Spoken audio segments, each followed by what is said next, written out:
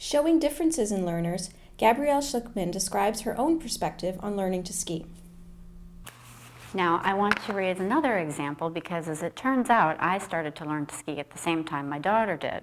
She had some advantages over me. For one thing, she's tiny, so it's difficult for her to fall, actually, because her center of gravity is low and the boots come up high on her legs. So she's not going to have the experience of falling very early because she's so small. And also, she has very little fear or sense of time because of her age developmentally. And so that helps her to perceive the challenges of learning to ski in a more positive way.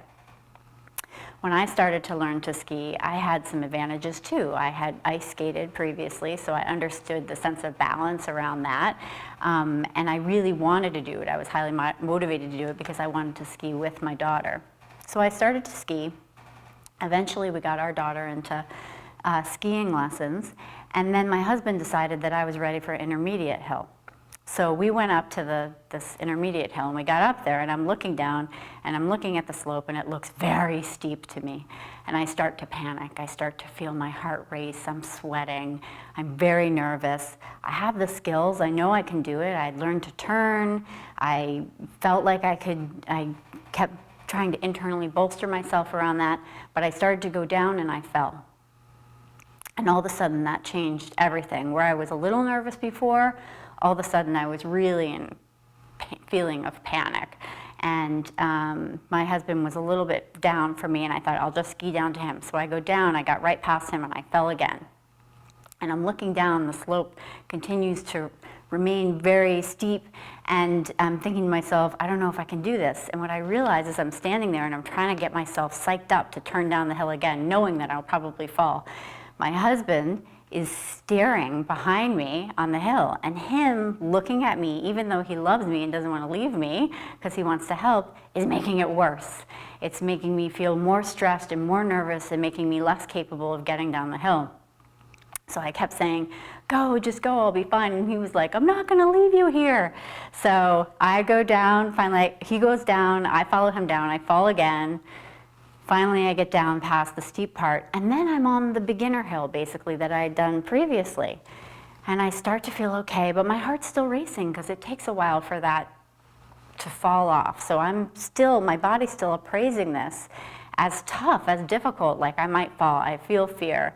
And that's making me feel like this challenge is going to be difficult, but I try to get myself up again, and I go down, and I'm on this beginner slope, which I've done 100 times with my daughter, and I fall halfway down because my whole perception of the scenario is different. I'm no longer supported by the context.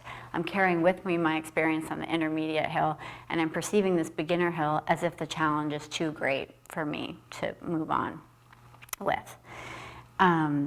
So those are sort of two differences between my daughter and I had to go back to the beginner hills, and I decided I would just stick with that for her. Now, let's fast forward to a year later. So we've all had a year's worth of experience with this skiing now, and my daughter's had lots of lessons, and we decide we need new skis. I took a ski lesson, and my ski instructor said, you're actually a lot better than these skis are for you.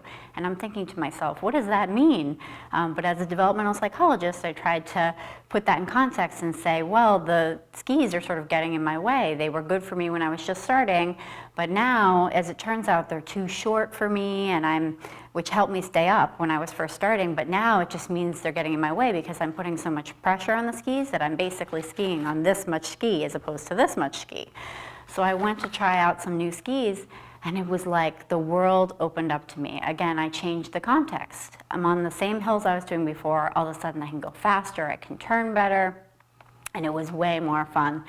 The same hill, but because I changed the supports I had, I matched the environment to my skill level and my internal resources better, I was able to do a better job and perceive the challenge as not being as difficult.